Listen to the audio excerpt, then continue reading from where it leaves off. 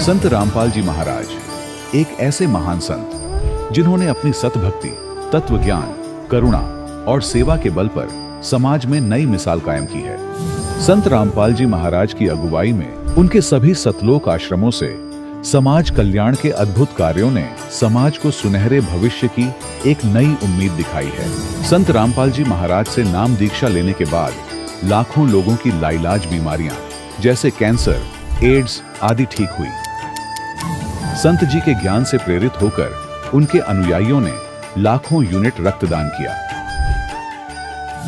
संत जी ने लाखों बहन बेटियों का दहेज मुक्त विवाह करवाया।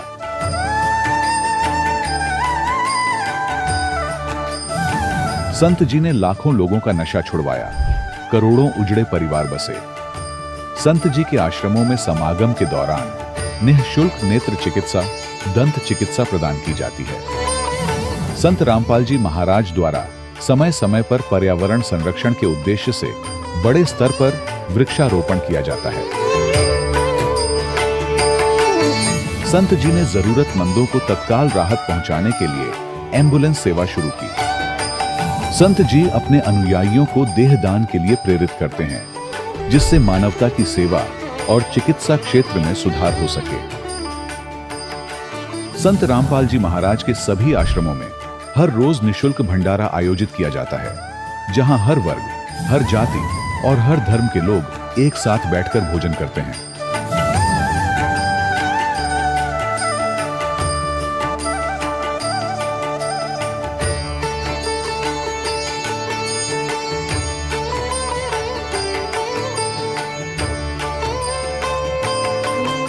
संत रामपाल जी महाराज की अन्नपूर्णा मुहिम ने गरीब और बेसहारा लोगों के जीवन में एक नई ऊर्जा और उम्मीद को जन्म दिया है। घर घर खाद्य सामग्री और जरूरी मदद पहुंचाकर संत रामपाल जी महाराज ने लोगों को दुख और मजबूरी से लड़ने की ताकत प्रदान की है।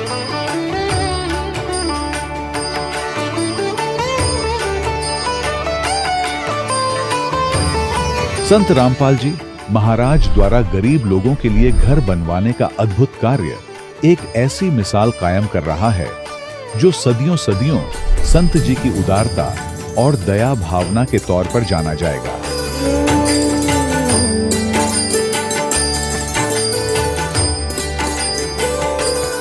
संत रामपाल जी महाराज के आश्रम में हजारों बुजुर्गों को सम्मान और प्यार के साथ जीवन जीने का अवसर मिलता है। उनके खाने, रहने और स्वास्थ्य की पूरी जिम्मेदारी संत रामपाल जी महाराज उठाते हैं। अनाथ बच्चों के लिए संत रामपाल जी महाराज के सभी आश्रम किसी वरदान से कम नहीं। यहाँ उन्हें शिक्षा, संस्कार और भविष्य के लिए बेहतर अवसर प्रदान किए जाते हैं। चाहे बाढ़ हो, भूकंप या महामारी, संत रामपाल जी महाराज और उनके अनुयायी हमेशा ही जरूरतमंदों के लिए सबसे आगे खड़े रहते हैं। कोविड महामारी के दौरान संत रामपाल जी महाराज के आश्रमों से करोड़ों लोगों के लिए भोजन, दवाइयां और जीवन रक्षक सामग्रियां उपलब्ध कराई गई। चाहे गरीब की मदद हो या किसी शोषित और पीड़ित वर्ग के हक और सम्मान की लड़ाई, संत रामपाल जी महाराज ने हमेशा ही उनकी दबी आवाज को सरकारों तक पहुंचाया है और उन्हें उचित न्याय दिलवाने में अहम भूमिका अदा की है। समाज में आध्यात्मिक और सामाजिक मूल्यों के प्रति जागरूकता लाने में संत रामपाल जी महाराज हर कदम पर मानवता के सच्चे सेवक साबित हुए हैं। संत रामपाल जी महाराज का जीवन हमें सिखाता है कि सच्ची सेवा वही है जो निस्वार्थ भाव से की जाए। आइए हम भी इस महान सेवा के कार्य में इस महान संत से जुड़ें और संत रामपाल जी महाराज से नाम दीक्षा लेकर अपने जीवन को धन्य बनाएं।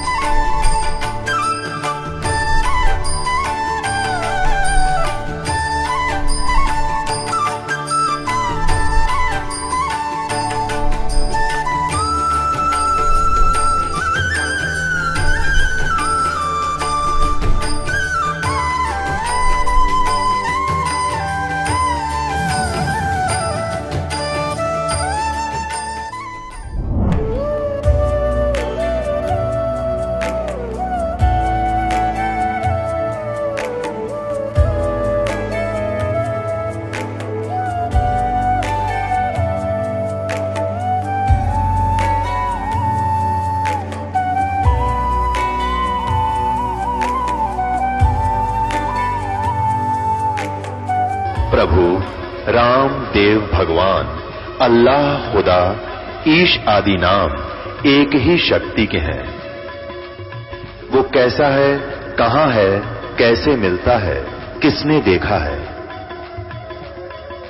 ये प्रश्नवाचक चिन्ह पूर्ण रूप से हटाने के लिए अवश्य सुनिए जगत गुरु तत्वदर्शी संत रामपाल जी महाराज के अमृत वचन, सर्व पवित्र धर्मों के पवित्र शास्त्रों के आधार पर। सत साहिब दर्शकों, अक्सर ऐसा होता है कि जब कोई व्यक्ति सुख और शांति की तलाश में पूरे समर्पण से भक्ति करता हो और फिर भी जब उसे जीवन में बीमारियां और परेशानियां मिले तो उसका भगवान के प्रति विश्वास डगमगाना स्वाभाविक हो जाता है। दर्शकों, ऐसी ही कहानी थी नेपाल के रहने वाले राम विश्वास जी की। राम विश्वास जी ने अपने जीवन में अनेकों प्रकार की भक्ति साधनाएं अपनाई, लेकिन इसके बावजूद भी इन्हें किसी भी प्रकार की ना तो मानसिक शांति मिली और ना ही शारीरिक सुख प्राप्त हुआ। लेकिन दर्शकों, आज राम विश्वास जी का कहना है कि जब से मैंने संत रामपाल जी महाराज की शरण ग्रहण की है, तब से मेरे अंधकार भरे जीवन में उजाला आ गया है। आखिर क्यों राम विश्वास जी जैसे लाखों श्रद्धालु अपने धर्म में प्रचलित भक्ति साधनाओं को छोड़कर संत रामपाल जी महाराज द्वारा दी गई भक्ति साधना को अपना रहे हैं? आखिर इसके पीछे की सच्चाई क्या है? आइए सुनते हैं राम विश्वास जी की कहानी उन्हीं की जुबानी। सर नमस्कार। सत साहब। सर क्या नाम है आपका? मेरा राम विश्वास दास। कहाँ से आए आप? हम नेपाल से। सर, संत रामपाल जी महाराज से नाम दीक्षा लेने से पहले आप क्या भक्ति साधनाएं करते थे? संत रामपाल जी महाराज के शरण में आने से पहले हम विष्णु भगवान, शंकर जी, इन्हीं के पूजा करते थे। संत रामपाल जी महाराज जी की शरण में कैसे आए? संत रामपाल जी महाराज के शरण में हम ज्ञान गंगा पुस्तक पढ़कर आए हैं, जो हम एक बार कैंपस के एग्ज़ाम देकर आते थे। उसी टाइम भक्त लोग सब ज्ञान गंगा पुस्तक बांट रहा था, उसी में सेवा कर रहा था। उसी में हम पुस्तक लिए और घर में आकर पढ़े, तब हमको मालूम हुआ संत रामपाल जी महाराज क्या है, और तब से हम वो पुस्तक पढ़कर और नाम लेने के चक्कर में लग गए। सर, ज्ञान गंगा पुस्तक पढ़ने के बाद आपको ऐसी कौन सी बातें अच्छी लगी जिसके बाद संत रामपाल जी महाराज से जुड़े? ज्ञान गंगा पुस्तक में एक ऐसी बात हमको मिली जो पहले ही से हमको खोज था। हमको लगता था भगवान एक ही है, लेकिन हम पहले पढ़ते थे सभी भगवान को अजन्मा बताया गया था। उसमें हमको शंका था, हमको लगता था कि भगवान एक ही है। और ज्ञान गंगा पुस्तक के माध्यम से हमको जानकारी हुआ कि पूर्ण परमात्मा एक ही है, पूर्ण ब्रह्म एक ही है, जिसको साधना करना चाहिए, और उसी साधना से हमको जन्म मृत्यु के चक्कर से छुटकारा होगा और पूर्ण मोक्ष भी होगा। संत रामपाल जी महाराज की शरण में आने के बाद आपको क्या लाभ मिले? संत रामपाल जी महाराज के शरण में आने के बाद हमको बीच में जब छूट गया था, जो हम पहले चौधरी ग्रुप में काम करते थे, और उसके बाद जब हमको 1 वर्ष साधना करते करते हो गए, तब हम सतनाम लेने के बाद हमको फिर से हल्दीराम स्नैक्स में जब मिल गया, और उस टाइम में हमको बहुत आर्थिक परेशानी होती थी। बीच में आश्रम आने के लिए हमको पैसा भी नहीं होता था और किसी से साप्टी लेकर आना पड़ता था। उस टाइम हमको आँख में से आंसू निकल जाता था दूसरे से मांगने के वक्त में, और बहुत दिक्कत महसूस होते थे। तब हम परमात्मा से प्रार्थना करते थे कि परमात्मा कोई जॉब मिल जाए जिसके कारण से हम अपने पैसा से आश्रम में जा सके और किसी को कुछ कहना न पड़े। और परमात्मा की कृपा से आज हमको जब भी है एकदम सब चीज़ ठीक हो रहा है। हम अभी मानसिक रूप में और शारीरिक रूप में एकदम स्वस्थ है, और कोई प्रकार का चिंता, कोई प्रकार का कष्ट नहीं है। सर, आप नेपाल से चलकर संत रामपाल जी महाराज से नाम दीक्षा ली। सर, हिंदुस्तान सहित विश्व भर में हजारों धर्मगुरु हैं, उन सबको छोड़कर आपने संत रामपाल जी महाराज से नाम दीक्षा क्यों ली? संत रामपाल जी महाराज में वो खूबी है, जो तत्वदर्शी संत होता है वो एक बार ही आते हैं, और तत्वदर्शी संत अभी विश्व में 21 ब्रह्मांड में अभी कोई नहीं है, वो है तो रामपाल जी महाराज है। और उनका ज्ञान अद्वितीय है। शास्त्र अनुकूल भक्ति सिर्फ रामपाल जी महाराज ही दे रहे हैं और सब लोक वेद के आधार में साधना करा रहे हैं। सर, आप नेपाल की सरहद पार करके हिंदुस्तान में आए हैं, तो सर आप हिंदुस्तान की जनता को संत रामपाल जी महाराज के बारे में क्या संदेश देना चाहते हैं? हम सभी नेपाल और भारत के सभी जनताओं से ये आग्रह करते हैं कि संत रामपाल जी महाराज को समझिए और उसको ज्ञान को ग्रहण करिए। संत रामपाल जी महाराज के शरण में आकर नाम दीक्षा लेकर अपना जन्म मृत्यु के चक्कर से छुटकारा दिलाने की कोशिश करिएगा। वो पूर्ण ब्रह्म है, वो सारे सृष्टि का रचनहार है, पूर्ण परमात्मा है। बहुत बहुत धन्यवाद। साहब दर्शकों, अभी आपने सुने संत रामपाल जी महाराज से दीक्षा प्राप्त करके सुखी हुए भक्त के अनुभव। अब देखिए जगत गुरु तत्वदर्शी संत रामपाल जी महाराज के मंगल प्रवचन। श्री कृष्ण जी में प्रवेश करके उसकी आत्मा को दबा कर ये काल बोल गया सारे काम में, और उसके निकलने के बाद फिर ओरिजिनल कृष्ण था वो क्या बोलता है दिखाता हूँ आपको। देखिए, ये संक्षिप्त महाभारत द्वितीय खंड, ये संक्षिप्त महाभारत, ये द्वितीय खंड गीता प्रेस गोरखपुर से प्रकाशित है। संपादक तथा संशोधक हैं जयदयाल गोविंद का, जिसने श्री मद्भुत गीता का भी अनुवाद किया है। गीता प्रेस गोरखपुर से प्रकाशित है। ये यहीं से प्रकाशित है, गीता प्रेस गोरखपुर से। इसके 667 पृष्ठ पर आप जी को ले चलते हैं। ये देखिएगा, पृष्ठ नंबर 667, 667, और ये है संक्षिप्त महाभारत। संक्षिप्त महाभारत। अब यहाँ आ गए हम। जन्मेजय ने पूछा, ब्रह्मन, शत्रुओं का नाश हो जाने के बाद जब महात्मा श्री कृष्ण और अर्जुन सभा में बैठकर वार्तालाप कर रहे थे, उस समय उनमें क्या बातचीत हुई? तो वैशंपायन जी कहते हैं, कहा राजन, श्री कृष्ण के सहित अर्जुन ने जब अपने राज्य पर पूरा अधिकार प्राप्त कर लिया तो वे दिव्य सभा भवन में आनंद से रहने लगे। एक दिन सज्जनों से घिरे हुए वे दोनों मित्र स्वेच्छा से घूमते घूमते सभा मंडप के ऐसे भाग में पहुंचे जो स्वर्ग के समान सुंदर था। पांडुनंदन अर्जुन श्री कृष्ण के साथ रहकर बहुत प्रसन्न थे।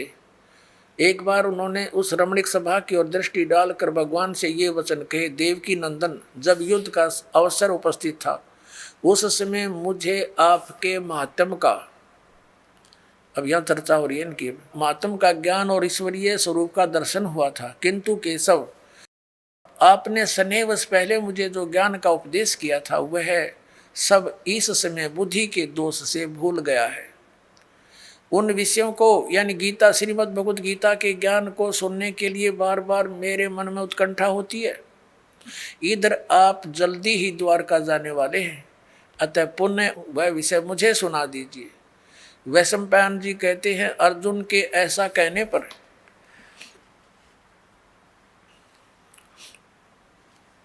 वक्ताओं में श्रेष्ठ महातेजस्वी भगवान श्री कृष्ण ने उन्हें गले से लगाकर इस प्रकार उत्तर दिया। श्री कृष्ण बोले, अर्जुन, उस समय मैंने तुम्हें अत्यंत गोपनीय विषय का श्रवण कराया था, अपने स्वरूप भूत धर्म सनातन पुरुषोत्तम तत्व का परिचय दिया था और नित्य लोकों का भी वर्णन किया था, किंतु तुमने जो अपनी नासमझी के कारण उस उपदेश को याद नहीं रखा, यह जानकर मुझे बड़ा खेद हुआ है। उन बातों को अब पूरा पूरा स्मरण होना संभव नहीं जान पड़ता। पांडुनंदन, निश्चय ही तुम बड़े श्रद्धाहीन हो, तुम्हारी बुद्धि अच्छी नहीं जान पड़ती। अब मेरे लिए उस उपदेश को ज्यों का त्यों दोहरा देना कठिन है, क्योंकि उस समय योग युक्त होकर मैंने परमात्म तत्व का वर्णन किया था। पुण्यात्मा, अब आपके कति समझ में आ जाएगी। यू ज्ञान बोलिया किसने? श्री कृष्ण जी का था रोल नहीं गीता के ज्ञान में। अब ये खुद कह रहे हैं कि मैंने, अब जैसे ये दास आपको ये सत्संग सुना रहा है और आप मुझे 10 वर्ष के बाद पूछ लियो जी इस विषय पर जो आपने ये सत्संग किया था कृपा फिर सुनाइयो, कभी सुन लो उसी से मैं सुना दूंगा, क्योंकि वो मैंने अपने होश आवास में सुना रखा है। और मेरे अंदर कोई प्रेत बोल रहा है तो फिर मैं ये बात बोलूँगा तो श्री कृष्ण बोल रहे हैं कि तुमने याद नहीं रखा, तुम कैसे व्यक्ति हो, श्रद्धाहीन हो, बुद्धिहीन हो। अरे भले आदमियों, ये दास सत्संग करेगा और प्रथम बार जो श्रोता इस सत्संग को सुनेगा 20% याद रहता उसको, और मैं फिर डांट मारूं कि तुमने याद क्यों नहीं रखा, तो इससे सिद्ध है कि खिसियानी बिल्ली खंबा नोच रही है। यानी उसको ज्ञान नहीं खुद को, और उसको धमका रहा है कि तूने याद क्यों नहीं रखा, तेरे के बिजली गिर गई। अब तो आपको क्या हो गया, जब ऐसे भयंकर युद्ध के समय में आदमी योग युक्त हो सकता है, तो शांत है, सब तरह से बिल्कुल पीस ऑफ माइंड है, आराम से योग युक्त हो सकते हैं। भाव कहने का ये पुणात्माओं, श्री कृष्ण जी का तो रोल ही नहीं था गीता के ज्ञान देने में। अब श्रीमद् भगवत गीता का ज्ञान दिया किसने है, ये काल ने दिया। गीता जी अध्याय नंबर 11 के श्लोक नंबर 32 में स्वयं कहता है कि अर्जुन मैं काल हूँ और देख तेरे सामने ये मेरा वास्तविक रूप है, और इस रूप का यानी जो मैंने अब तुझे ये रूप दिखा है, इस रूप का पहले ना तो किसी ने पहले दर्शन हुआ ना आगे कोई कर सकता। ये तेरे ऊपर रहम करके मैंने ये अपना विराट रूप दिखा है। पुणात्माओं, यदि श्री कृष्ण जी बोल रहे होते गीता तो ये शब्द नहीं कहते कि ये मेरा विराट रूप पहले किसी ने नहीं देखा, क्योंकि श्री कृष्ण जी तो अपना विराट रूप कौरवों की सभा में दिखा चुके थे। उस विराट में दिन रात का अंतर है। अपना आत्माओं, एक तो 60 वाट का बल्ब हो, ट्यूब हो, और एक हो 1000 वाट की, तो कितना अंतर है। ट्यूब दोनों हैं, लेकिन वो 1000 वाट वाली 60 वाट वाली से भिन्न होती है। तो इसी प्रकार इन दोनों ने ही विराट रूप दिखाया था, उसमें और उसमें भिन्नता थी। और ये शब्द श्री कृष्ण जी नहीं कह सकते कि पहले किसी ने नहीं देखा और आगे कोई नहीं देख सकता। तो इससे सिद्ध है गीता ज्ञानदाता श्री कृष्ण नहीं, उसके अंदर प्रवेश करके काल बोल रहा। वो 1000 भुजा का भगवान है, 1000 कला का है। सहस्रा बाहु, अर्जुन कहता है कि हे सहस्रा बाहु, हे 1000 भुजा वाले भगवान, अपने उसी चतुर्भुज रूप में आ जाओ। क्योंकि वो श्री कृष्ण मान रहा था उसको, और श्री कृष्ण जी विष्णु जी जो है ये 4 भुजा के भगवान है। अब इस दास की नजरों से आपको पता चलेगा कि श्रीमद् भगवत गीता का ज्ञान किसने बोला।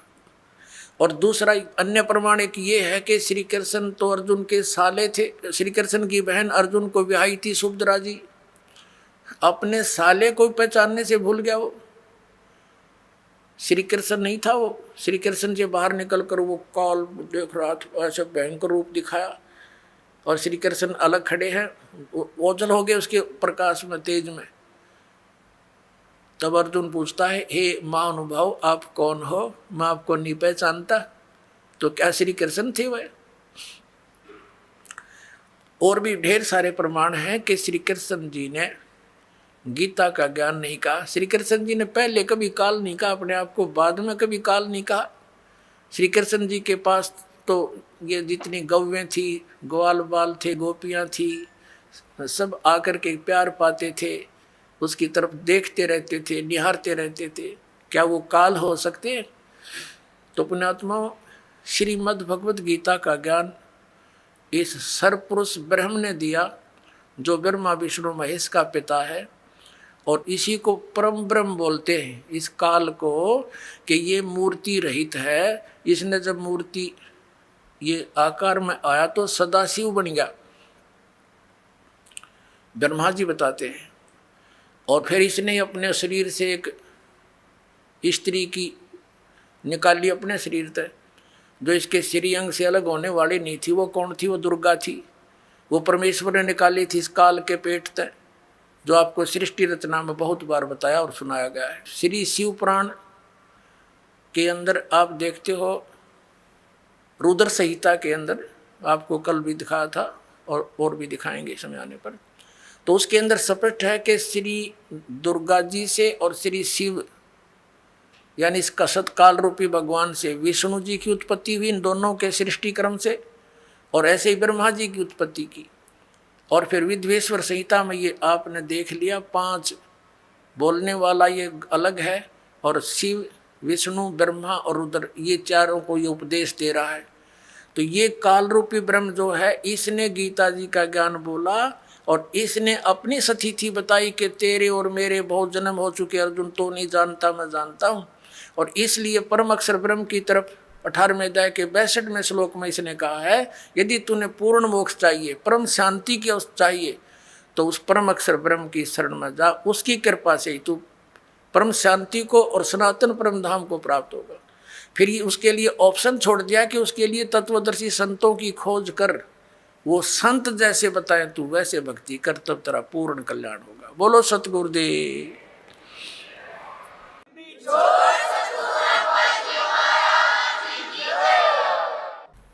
परम पिता परमात्मा पूर्ण ब्रह्म सर्वश्रेष्ठ रचनहार कुल मालिक कबीर परमेश्वर जी की असीम रजा से पुण्यात्माओं, आप ये अमृत ज्ञान सुन रहे हो। उस परमात्मा की आपके ऊपर कलम तोड़ कृपा है कि आप यहाँ सत्संग सुनने के लिए उपस्थित हुए। परमात्मा स्वयं आते हैं सतलोक से चलकर इस काल के गंदे लोक में। प्रत्येक प्राणी भ्रमित किया हुआ होता है काल के दूतों द्वारा। यथार्थ ज्ञान से कोसों दूर रखा जाता है ताकि ये अपने कर्म बिगाड़ ले और मनुष्य जीवन को व्यर्थ करके ये चला जाए। फिर 84 लाख योनियों के कोल्हू में डाल दिया जाता है। पुण्यात्माओं, जब तक हमें ज्ञान नहीं था, हमने सत्संग सुनने को मिला नहीं था, तो हम अपने उस परंपरागत कर्म को जो हमारे दादे परदादे करते हुए आ रहे थे उसी को अंतिम मानकर समर्पित हो चुके थे।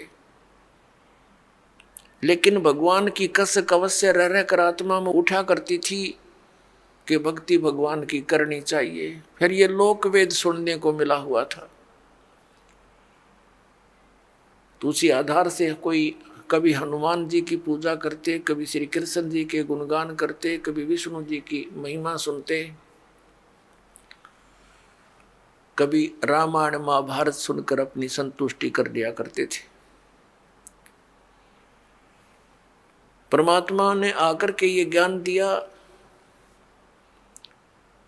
कि मनुष्य जीवन परमात्मा प्राप्ति के लिए ही प्राप्त होता है।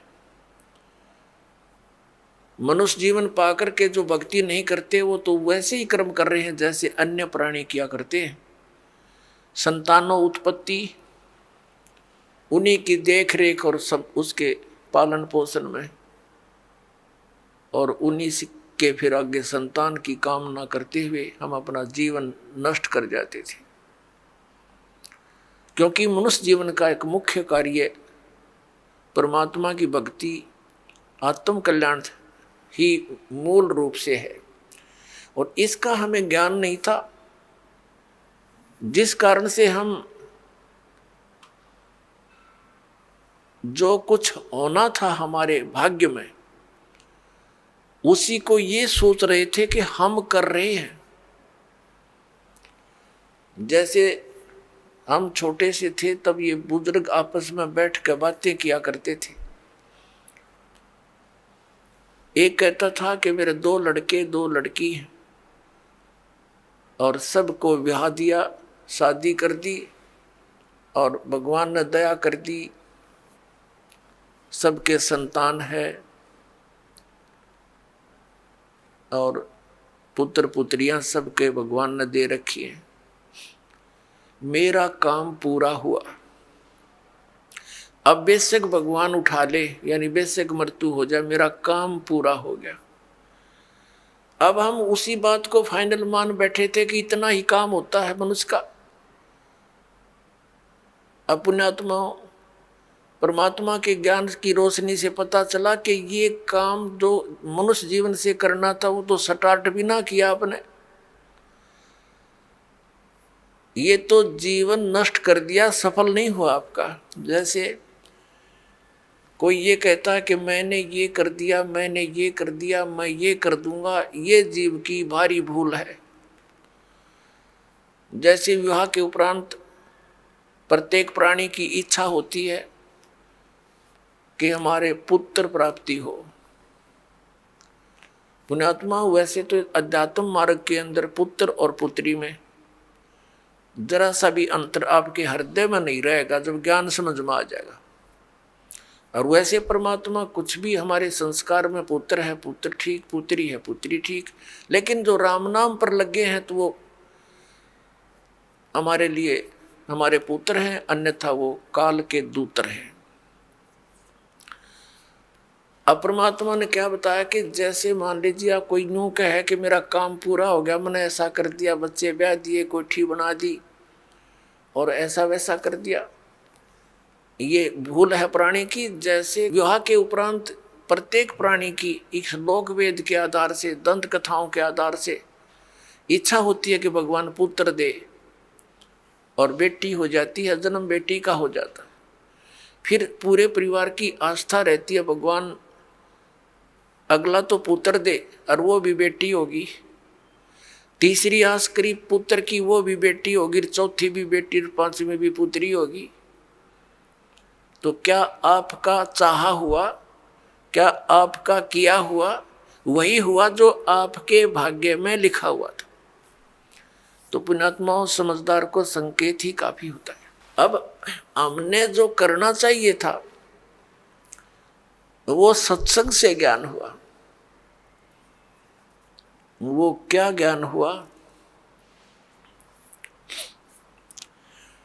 परमात्मा ने आके बताया है कि जब तक ये प्राणी सुखी है, इस झूठे सुख को प्राप्त है, तब तक तो ये समझता है कि मैं बिल्कुल ठीक ठाक हूं।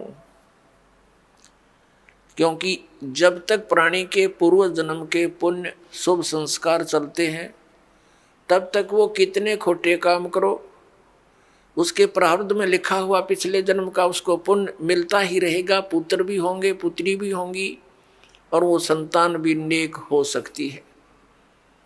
लेकिन आगे भक्ति ना करने से, जैसे बैटरी चार्ज होती है और वो बैटरी चार्ज है तो वो सारे काम कर रही है, पंखा भी चल रहा है, ट्यूब भी जग रही है, लेकिन चार्जर ना लगाने से उसकी अक्षमता समाप्त हो जाएगी, वो डाउन होगी, और फिर उसके बाद सब सुविधाएं समाप्त हो जाएंगी। तो इसी प्रकार पूर्व जन्म के संस्कारी प्राणी पिछले जन्म जन्मांतरों के शुभ संस्कार किए हुए उनके साथ हैं। वो चाहे कुछ भी भक्ति ना करो, सारा दिन गोटी लाओ, ताश खेलो, चाहे कितना सफल अपने आप को समझता है, चाहे मंत्री बना, चाहे प्रधानमंत्री बना हुआ है, वो उसके पूर्व जन्म की बैटरी चार्ज है, और जिसमें वो डाउन होएगी उस समय देखना क्या हाल होगा। तो हमें अब पता चल गया इस बात का, हमने पहले से चार्जर लगा दिया अपना, भगवान की दया होगी चार्जर मिल गया ठीक ठाक हमें, तो हमारे ऊपर ये आपदाएं नहीं आवेंगी। नहीं तो फिर भगवान की भक्ति की आवश्यकता ही नहीं। यदि कोई आपदा आई भी तो परमात्मा ऐसी मदद करेगा, दुनिया देखती रह जाएगी। इसलिए परमात्मा की खोज में ये प्राणी बहुत युगों से लगा हुआ है, और अब वो साधना, वो भगवान हमें मिल गया जो हमारी प्रोटेक्शन करता है, हमें जो बचाव करता है और मोक्ष देता है।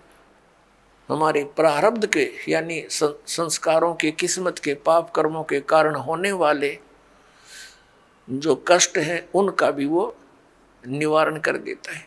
पुण्यात्मा परमात्मा ने आके हमें ज्ञान दिया, दुख में सुमरण सब करें,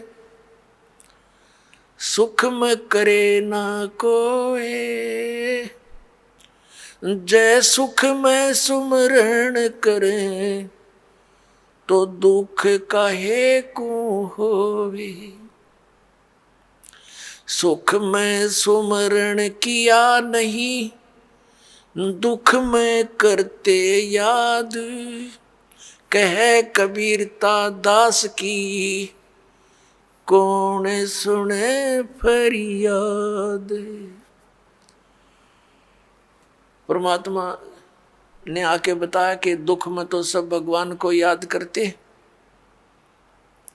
और सुख में याद नहीं करते, सुख में सुमरण किया नहीं और फिर दुख में करते याद, कह कबीरता दास की, फिर कौन सुने फरियाद। तो पुण्यात्माओं, जो व्यक्ति आज अपने आप को इस झूठे सुख में सुखी मानता है और वो इन आपदाओं के आने से पहले ही परमात्मा के चरणों में लग जाता है, भक्ति करता है, तो उसके ऊपर आने वाले कर्म के कष्ट नहीं आएंगे। और जो इस झूठे सुख में मस्त है, पुण्यात्मा, प्रत्येक प्राणी का प्रारब्ध बनाया जाता है। प्रारब्ध बोलते हैं हमारे पुण्य और पाप, वहाँ भगवान के दरबार में संचित हैं, डिपॉजिट है बैंक में। तो उनमें से जब हमारा मनुष्य जीवन आता है, एवरेज रेशो में पुण्यों के हिसाब से पुण्य निकाल लिए जाते हैं और पापों के हिसाब से पाप, दोनों का मिश्रण करके आपको एक मनुष्य शरीर मिलता है। जिनके पुण्य अधिक संचित हैं उनकी पुण्य की रेशो जीवन में ज़्यादा होती है, लेकिन पापों का समावेश भी अवश्य होता है। तो जब तक पुण्य चलते हैं तब तक तो ये सोचता है कि मेरे ऊपर कुछ नहीं होने वाला, और जब पापों का दौर शुरू होता है फिर ये भटकता है, रोता है बुरी तरह टक्कर मार मार के, फिर परमात्मा को याद करता है। उसमें परमात्मा उस विषय में कहते हैं, अच्छे दिन पाछे गए, गुरु से किया ना हेत, अब पछतावा क्या करे, चिड़िया चुगेगी खेत। फिर परमात्मा दयालु है, कहते हैं पीछे गई सो जान दे, ले रहती को राख, उल्टी ला चढ़ाइयो, करो अपूठी चाक। अब दयालु क्या बताते हैं कि अच्छे दिन पीछे गए, सतगुरु की तलाश की नहीं, और अब क्या पछतावा करे, समय रहते अपने खेत की रखवाल करी नहीं, खेत को चिड़ियों ने खा लिया। फिर परमात्मा कहते हैं कि चेत सके तो चेत ले, आधा पदा उभार, कि जो थोड़ा बहुत बचा है तेरा अब इसको संभाल ले, इसको उभार ले, अब भी बात बन जाएगी। अब क्या बताते हैं परमात्मा, जैसे कुछ बुजुर्ग लोग हैं, वृद्ध हो गए बेचारे, ये तत्व ज्ञान ना मिलने से, अध्यात्म ज्ञान ना मिलने से अपने को जो ट्रेनिंग मिलती है परिवार से, रिश्तेदारी से, कुटुंब कबीले तक, समाज से, वो केवल यही मिलती है भाई अपना करके खा ले और ले कर दे दे। ये तो एक नेक पुरुष का कर्तव्य बनता है, ये तो फर्ज होना ही चाहिए। लेकिन इसके साथ साथ हमने भविष्य का जो करना था, वो परमात्मा की साधना, धर्म, पुण्य करने थे, वो ज्ञान के बिना वंचित रह गए। और वो ज्ञान मिले सतगुरु और संत से, तो परमात्मा कहते हैं आखिर तुझको कौन कहेगा, गुरु बिन आत्म ज्ञान। ठीक है, समाज संसार में रहने की विधि तो आपको समाज के लोग बता ही रहे हैं, लेकिन आत्म कल्याण का जो मार्ग है वो संत ही बताया करते हैं। और संतों तक आप पहुंच नहीं पाते, क्योंकि आप उसी ऐसे समाज में ग्रप हो गए और उन्हीं विचारों से आप संतुष्ट हो गए कि इतना ही काम है।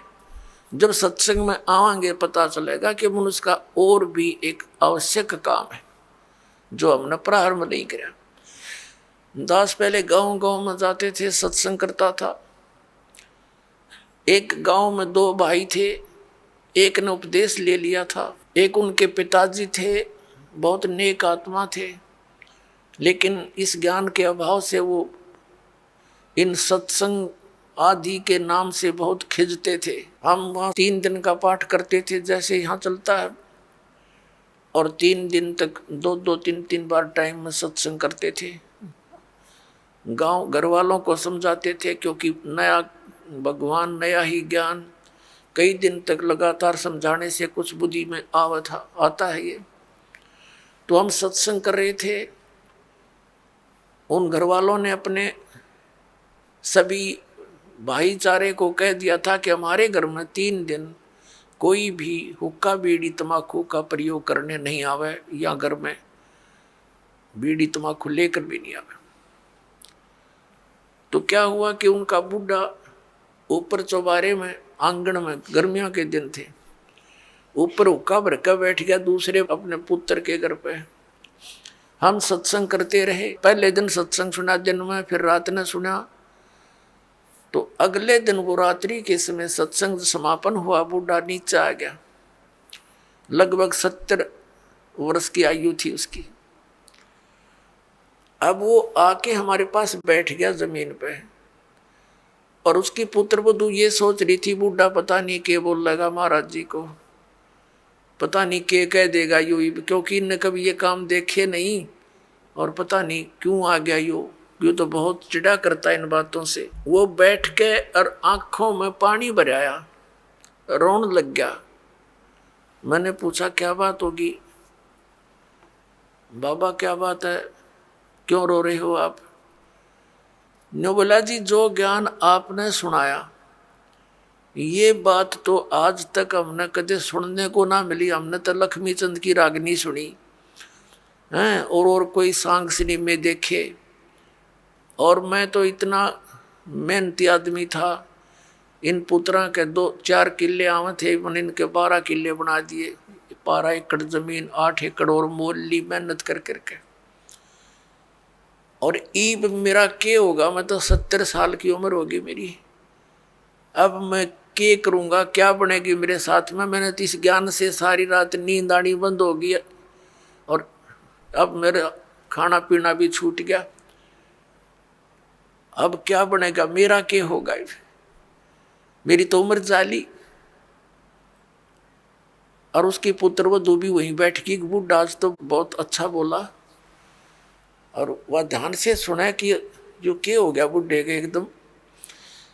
ने बोला जी क्या मेरा भी कुछ हो सकता है? मैंने कहा देखो विश्वास करो, अब जैसे कुएं होते थे पहले बहुत गहरे, और उनमें 100-150 फुट नीचा जल होता था। उसको निकालने के लिए एक लंबी नेजू हुआ करती रस्सी, बहुत मोटा, इतना मोटा रस्सा, और 150-200 फुट लंबा, और उसके बाल्टी बांध दी जाती थी, और वो बाल्टी से पानी निकालते थे तो 100 फुट दूर तो खींच के ले जाते थे 2-3 जने, और फिर बाल्टी से जल निकल आता था। तो मैंने कहा कि जैसे कुएं में बाल्टी जा रही हो और नेजू हाथ से छूट गई रस्सी, और वो तो जा रही है, और भाग दौड़ के और उसको पकड़ने की चेष्टा कर ली यार, वो हाथ में आ जा, लास्ट की 6 इंच भी ठहगी। लास्ट की गिरते गिरते अगर 6 इंच भी बची हो और हाथ में पकड़ी जावे तो क्या हो, वह बाल्टी भी बाहर आ जा और पानी भी साथ आवे, जल भी भरा होगा और बाल्टी भी मिल गई, कुछ भी ना गया। अरनू का जान देव तो जाए ली, तो वो तो जा ही रही है, फिर तो पड़ गए कुएं में, हाथ से छूट गया मनुष्य जीवन। मनुष्य जीवन के अंतिम सांस में भी ये सत भक्ति आपको मिलेगी, आपको मनुष्य जीवन मिलेगा, ये गारंटीड बात है।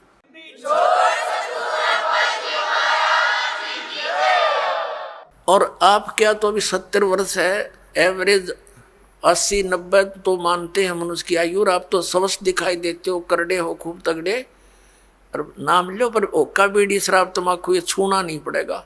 और आन उपासना कुछ नहीं करोगे, ये बाबे गांव गुम में जितने डेरे डारे बन रहे हैं या अन्य जो समाध पूजा तीर्थ व्रत ये नहीं करने होंगे।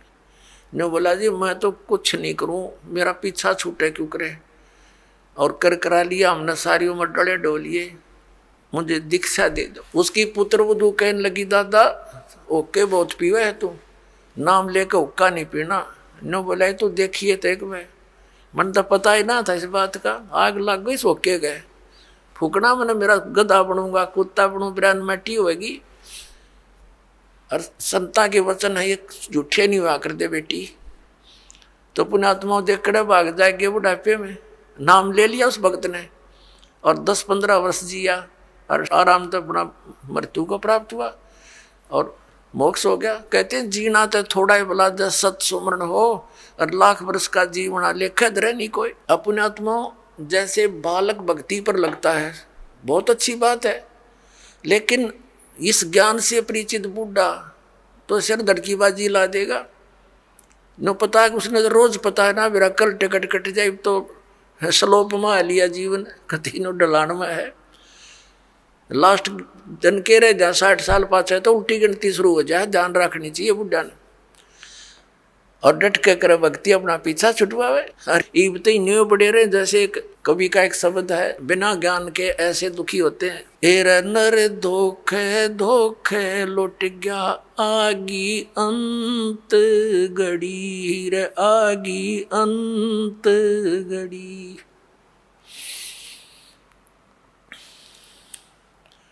एरा नर धोखे धोखे लुट गया आगी अंत घड़ी रे आगी अंत घड़ी।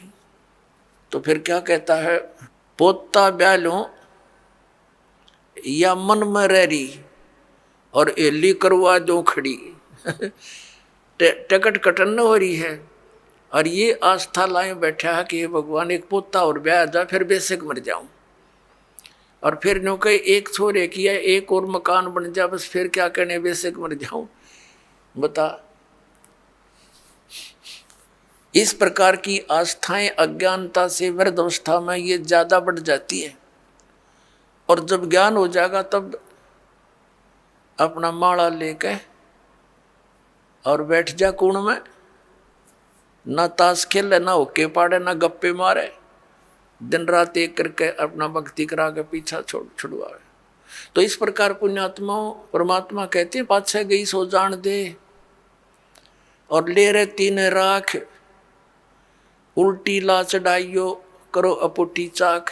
अगम निगम को खोज ले बुद्धि विवेक विचार, उदय अस्त का राज मिले तो बिन नाम बेगार। क्या कहते हैं परमात्मा के याद दिलाना चाहते हैं कि जरा सा कुछ विवेक से काम ले ए प्राणी,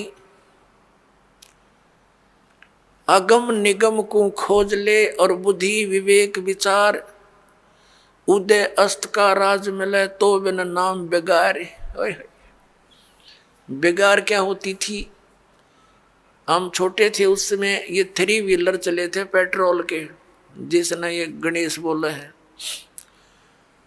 और हमारे गांव से लखन माजरा तक एक गणेश चलते थे, 2 टेम्पू थे वो। उनमें से एक दिन नहीं आया तो अगले दिन उससे पूछा उसके साथी ने कि कल कहाँ चला गया था। उसने बताया मैं कल बेगार में फंस गया था। बेगार क्या होती थी, पहले इन पुलिस वालों के पास गाड़ी गुड़ी तो होती नहीं थी, और किसी को पकड़ लेते थे ऐसे को भाड़ा करने वाले को, कहीं रेड लगानी होती, कोई चोर उचक्का पकड़ना होता तो उसने पकड़ ले जाते, सारा दिन उसकी रेल बनाए रखते, वो तेल भी अपने दोहरे डालता और सारा दिन इधर चल उधर चल, सुबह पकड़ लेते रात के 12 बजे छोड़ते, 1 मिनट का चैन नहीं और खर्चा करते हैं। तो वो बता रहा था कि कल बेगार में फंस गया, 200 रुपये का खर्चा हो गया। उसमें तेल बहुत सस्ता था, पेट्रोल भी 1-1.5 रुपया 100 रुपये लीटर था। और उस दिन की दिहाड़ी की 200 रुपये का खर्च तेल पानी में लग गया। सारा दिन धक्के खाता इंडियन बोला 1 बजे छोड़ा, सुबह ले गए थे पकड़ के रात के 1 बजे। तो वो बेकार होती है। सारा दिन तो पूरा उसको 1 मिनट की पल नहीं, पल का भी चैन नहीं, कहीं रुकावट नहीं, सारा दिन वो ऐसा स्पीड खींचे दिखे और गरते खर्चा करके दिहाड़ी भी लुटवा के और रात न पड़ा आके। तो अपने तो पल्ले तो खर्चा करया और 1 मिनट की चैन नहीं, सारा दिन पहिया चला। वह बेकार कहलाती थी कि अपने चलता दिखे जैसे बहुत स्पीड तक को घनी सवारी करके आता होगा यो, और फंस रहा था बेगार के। तो परमात्मा याद दिलाते हैं कि जो परमात्मा की भक्ति नहीं करते वो चाहे पूरी पृथ्वी का राजा है, आपने न्यू दिखा कि तो बड़े आगे पाछे इसका सलूट मारनी है और बड़ी जय जयकार हो रही है। परमात्मा कहते हैं ये तो 3 व्हीलर वाला है, अपने पल्ले तो पैसे खर्च कर रहा है और खूब चहल पहल दिखाई देती है, अंत में इसकी वाह बिरन माटी होगी, याद रखेगा। अगम निगम को खोज ले बुद्धि विवेक विचार, उदय अस्त का राज मिले तो बिन नाम बेगार। या भक्ति नहीं है तो यो राजा पूर्व जन्म की कमाई को बर्बाद कर रहा है और आगे की दाढ़ी बनती नहीं, क्योंकि यो नाम जाप ठीक नहीं कर रहा है। तो इसलिए परमात्मा कहते हैं बिन उपदेश अचंभ है, ये क्यों जीवत है प्राण, भक्ति बिना का ठोर है, ये नर नाही पाषाण। परमात्मा कबीर परमेश्वर जी कहते हैं कि बिना उपदेश लिए बगैर गुरु धारण किए ये मनुष्य, ये जीव किसको आधार मान के जी रहा है। मुझे इस चीज का आश्चर्य हो रहा है। और भक्ति बिना का ठोड़ है, ये नर नाही पाषाण। ये तो पत्थर हैं जब इस मनुष्य जीवन को बर्बाद कर रहे हैं, ना कोई आधार। यदि हम बच्चों को आधार मानते हैं तो हमारी ये मृत्यु हो जाती है, तो बच्चे हमारे कहाँ से हुए। हमारे सामने बच्चों की मृत्यु हो जाती है तो ये निराधार था, हमारा भूल थी हमारी कि हम इसीलिए जी रहे थे। हमारा आधार होना चाहिए मोक्ष, और मोक्ष के लिए पूर्ण संत की आवश्यकता होती है, सतभक्ति की आवश्यकता होती है। तो वो सभी समय संयोग इस कलयुग में आके इकट्ठे होते हैं जो अब आपके लिए रजा कर रखी भगवान ने। संत पूरा हो, पूर्ण परमात्मा की भक्ति हो, शास्त्र अनुकूल हो, अधिकारी हो नाम देने का, तो ऐसे संयोग ऐसे नंबर कदे कदे जुड़ा करें जो आज सारे नंबर मिल गए। और अब केवल नाम लेना है, बुराइयों से बचना है, मोक्ष हो जाएगा। परमात्मा क्या कहा करते हैं, यो सौदा फिर नाही संतो, यो सौदा फिर नाही, यो सौदा फिर नाही रे संतो, ये सौदा फिर नाही। लोहे जैसा ताव जात है, लोहे जैसा ताव जात है, ये काया दे सराही रे संतो, यो सौदा फिर नाही। ये सौदा फिर नाही संतो, यो सौदा फिर नाही। ये मनुष्य जीवन का मिलना बार बार नहीं होता। किसी सदग्रंथ को उठाकर देख लो, किसी महापुरुष के विचार देख लो कि मानुष जीवन दुर्लभ है, ये मिले न बारंबार, और जैसे तरवर से पत्ता टूट जाए वो फिर नहीं लगता डार। परमात्मा कहते हैं कबीर साहब जी के इड़की दे दे रोएगी सुरता जो तू चलेगी अकेली। जिस परिवार के लिए तू सारा दिन केवल इस पशु जैसे कर्म में ही लीन रहता है, और जब तेरी मृत्यु होने का समय आ जाएगा, अचानक बीमारी भयंकर हो जाती है लाइलाज, फिर वो सोचता है कि अब मेरा क्या होनेगा भगवान, मेरे बच्चे रह गए, इनका क्या होगा। परमात्मा कहते हैं तू भक्ति कर, मेरी शरण में आ, तेरी आयु भी बढ़ाऊंगा, तेरे बच्चों की भी रक्षा करूंगा। इसलिए भगवान की खोज हम कर रहे थे, भक्ति कर रहे थे, कि हमारा ऐसा बुरे टाइम में भगवान मदद किया करता है। तो परमात्मा कहते हैं तू मेरी शरण में आर फिर लग ढंग से, कहते हिड़की दे दे रोएगी सुरता, आत्मा को कह रहे हैं जब तू चल लेगी अकेली। अभी आपने सुने संत रामपाल जी महाराज के मंगल प्रवचन। आइए अब सुनते हैं संत रामपाल जी महाराज से नाम दीक्षा लेकर सतभक्ति करके अद्भुत लाभ प्राप्त करने वाले अनुयायी के विचार। दर्शकों, माया नगरी नाम से मशहूर मुंबई शहर में रहने वाले बिरले ही लोग होते हैं जो आध्यात्मिकता की तरफ रुझान रखते हों और simple living and high thinking वाली सोच रखते हों। आज हम आपको ऐसी ही एक युवा लड़की की भक्ति सफर की कहानी से रूबरू करवाने जा रहे हैं। मिलिए मुंबई की रहने वाली भक्ति गुप्ता जी से। बहुत अचंभे की बात है कि भक्ति जी माया नगरी में रहने के बावजूद एक ऐसे संत की विचारधारा से प्रभावित होती हैं जो शास्त्रों में छुपे गूढ़ रहस्यों को उजागर कर रहे हैं। विश्व के सबसे बड़े समाज सुधारक तत्वदर्शी संत रामपाल जी महाराज जी के विचारों पर चलकर आज यह सर्व बुराइयों से दूर है। साथ ही इनके साथ अद्भुत चमत्कार भी हुए हैं, जैसे पिताजी की डायबिटीज ठीक हुई, माता जी की थायराइड समस्या दूर हुई और संत जी की कृपा से फ्रैक्चर वाले हाथ से भी भक्ति जी ने आराम से परीक्षा पास कर 85% हासिल किए हैं। अब आप स्वयं सुनिए भक्ति जी के शब्दों में उनकी ये भक्तिमय आत्मकथा। बहन जी नमस्कार। सच साहब। क्या नाम है जी आपका? मेरा नाम भक्ति गुप्ता है। कहाँ से आए हैं आप? मैं मुंबई महाराष्ट्र से आई हूँ। संत रामपाल जी महाराज से नाम दीक्षा क्यों लिया आपने?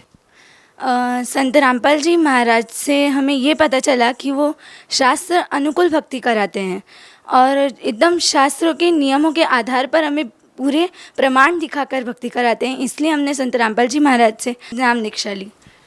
ऐसा आपको संत रामपाल जी महाराज ने क्या बताया कि आपको लगा कि आज तक शास्त्रों में छुपे हुए गूढ़ रहस्य आज तक किसी भी संत ने आपको नहीं बताए? संत रामपाल जी महाराज ने हमें शास्त्रानुकूल भक्ति बताई। उनने बताया कि प्रमाण दिया हुआ है कि भगवान जो है ब्रह्मा विष्णु महेश ये सारे साकार है, इनका भी जन्म और मृत्यु होते हैं। बाकी सब धर्मगुरुओं ने हमें ये सब बारे में नहीं बताया था। उनने ये भी हमें बताया कि हमें व्रत उपवास ये सब नहीं करने चाहिए।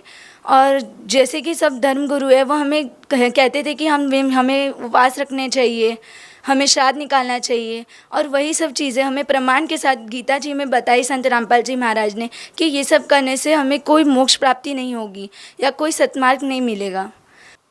तो संत रामपाल जी महाराज ने आप लोगों को जो भक्ति साधना बताई तो उस भक्ति से आप लोगों को कोई लाभ मिला? हाँ, लाभ तो बहुत सारे हुए हैं जिनकी हम गिनती नहीं कर सकते, पर सबसे बड़े लाभ ये हुआ है कि मेरे पापा जी हैं जिनको डायबिटीज़ बहुत ज़्यादा ही रहती थी कि 500 से नीचे उतरने वाली डायबिटीज़ आज एकदम नॉर्मल है, जो कि सिर्फ संत गुरु रामपाल जी महाराज की वजह से हुई है, उनसे प्रार्थना करने से हुई है। और मेरी मॉम, उनको थायराइड की प्रॉब्लम थी जो उनके पैर की नस उस वजह से दब गई थी, और उन सतगुरु रामपाल जी महाराज से प्रार्थना करने के बाद हमें उस प्रॉब्लम से भी छुटकारा मिला। मेरी मॉम एकदम क्योर हो गई हैं, उनके पैर की नस जैसी थी वैसी बिल्कुल हो गई है, एकदम ठीक हो गई बिल्कुल। बाद में डॉक्टर के पास एक्सरे करा के देने के बाद डॉक्टर खुद शॉक्ड हो गए कि नहीं, आज भी ऐसा हो सकता है कि कोई गुरु जी के कहने से या संत रामपाल जी महाराज से प्रार्थना करने से आज भी ये सब क्योर हो रहे हैं। और मेरी सबसे बड़ी प्रॉब्लम ये हुई थी कि मेरी 10th की बोर्ड एग्ज़ाम्स में मेरे राइट हैंड जो है जिससे मैं सारे पेपर्स लिखती हूँ वो मेरा हाथ फ्रैक्चर हो चुका था, बिल्कुल लिखने की कंडीशन में नहीं था। मैं एकदम तब रोने जैसी हो गई थी, मैं अपने कष्ट बता नहीं पा रही थी किसी को कि इतना पेन हो रहा था, मैं पेपर लिखने की हालत में नहीं थी। और दूसरे दिन ही मेरे बोर्ड एग्ज़ाम्स के स्टार्टिंग पेपर स्टार्ट था। मैंने गुरुजी से प्रार्थना की, संत रामपाल जी महाराज से अरदास की कि गुरुजी मैं अब कैसे लिखूंगी पेपर। मैंने उनको प्रार्थना भेजी, तब संत रामपाल जी महाराज ने मुझे कहा कि नहीं बेटा तू लिखेगी, मालिक दया करेंगे। दूसरे दिन मैं पेपर लिखने गई और तभी मुझे दूसरे दिन ऐसा फील हुआ कि नहीं, मेरे हाथ में तो कुछ लगी ही नहीं है। मैं बिल्कुल आराम से पेपर लिख रही थी, जिस स्पीड से मैं नॉर्मल हाथ से लिखती थी उसी स्पीड से मैं अपने टूटे हुए हाथ से लिख रही थी। मुझे खुद को यकीन नहीं हो रहा था, पर फिर भी मैंने सबसे पहले पेपर कंप्लीट किया और आज भी मुझे बोर्ड्स में 85% आए हैं और पूरे महाराष्ट्र में जो टॉप कॉलेज है उस कॉलेज में एडमिशन मिला है। भक्ति जी एक बात बताइए हमको, आप माया नगरी नाम से मशहूर मुंबई शहर में रहते हैं। वही संत रामपाल जी महाराज के कुछ नियम हैं। जो उनसे नाम दीक्षा लेता है उनको किसी भी प्रकार का नाच गाना नहीं करना होता है, गाने नहीं सुनने होते हैं। संत रामपाल जी महाराज जी कहते हैं कि जो मेरे भगत होंगे वो अश्लील गाने नहीं सुनेंगे, शराब नहीं पिएंगे, उसको हाथ तक नहीं लगाएंगे, जुआ नहीं खेलेंगे, दहेज नहीं लेंगे। इतने सारे नियम संत रामपाल जी महाराज जी अपने शिष्यों को बताते हैं। क्या आप मुंबई जैसे शहर में रहते हुए इन सभी नियमों का पालन कर पाते हैं? जी हाँ, पहले हमसे भी ये सब नहीं हो पाते थे, पर सद्गुरु रामपाल जी महाराज के शरण में आने के बाद अंदर से ही वो जिज्ञासा, प्रेम जाग उठता है दूसरों के प्रति, और बाद में हम सोचते हैं कि नहीं, ये सब गलत है, और वाकई में ये सब छुड़वाकर वो सबका लोक कल्याण कर रहे हैं।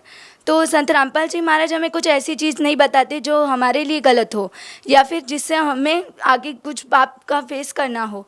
हमें जो भी बताते हैं वो सत्य बताते हैं और पूरे प्रमाण के साथ बताते हैं। आपका नाम ही भक्ति है और हम भक्ति से रिलेटेड ही आपसे प्रश्न पूछते हैं। लोगों की धारणा ये है कि भक्ति करने की उम्र विशेष होती है। बचपन में कोई भक्ति नहीं कर सकता, जवानी में कोई भक्ति नहीं करता, इस तरह की धारणाएं लोगों की है। आप लोग इस एज में संत रामपाल जी महाराज द्वारा दी गई भक्ति कर रहे हैं। आप उन लोगों को क्या कहना चाहेंगे जो लोग ये कहते हैं कि बचपन में या युवा अवस्था में भक्ति नहीं होती है, भक्ति करने की एक विशेष अवस्था होती है? आप उन लोगों को क्या कहना चाहेंगे? मैं उन सब लोगों को यही कहना चाहूँगी कि हम जो सोचते हैं वो बिल्कुल गलत है, क्योंकि हम इस काल के लोक में रहते हैं तो हमें मालूम नहीं कि हम कब मर सकते हैं। एक पल का हमें भरोसा नहीं कि हम कब मर जाएंगे। तो हम ऐसे लोक में ये नहीं सोच सकते कि नहीं, भक्ति करने की एज लिमिट होती है, या हम सिर्फ बुढ़ापे में ही हमें भक्ति करनी चाहिए। भक्ति हम कभी भी कर सकते हैं, उठते बैठते जागते खाते पीते, हर टाइम हमें परमात्मा को याद करना चाहिए।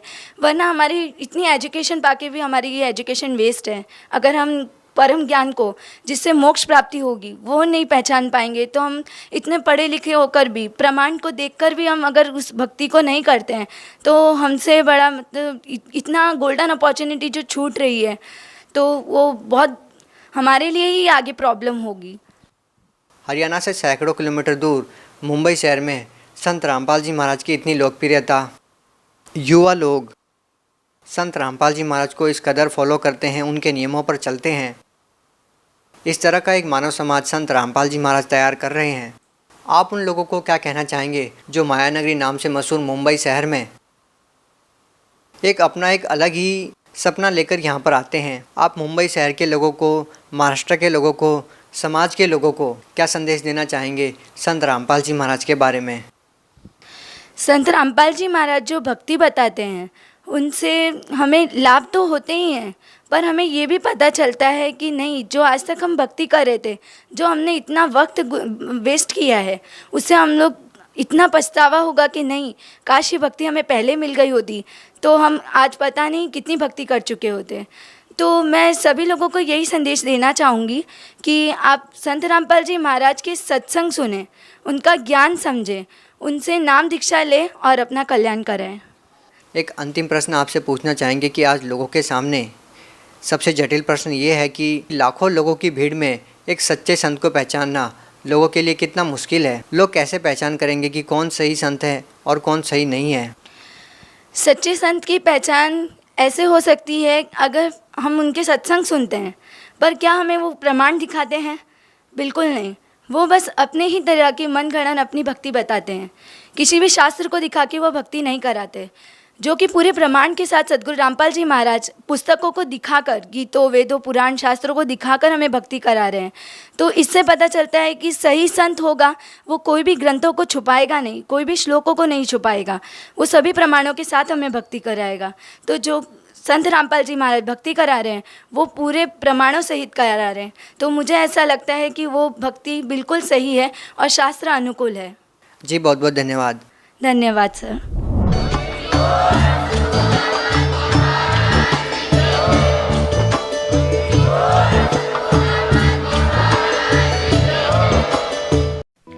आप सुन रहे थे जगत गुरु तत्वदर्शी संत रामपाल जी महाराज के मंगल प्रवचन। अधिक जानकारी के लिए संपर्क करें।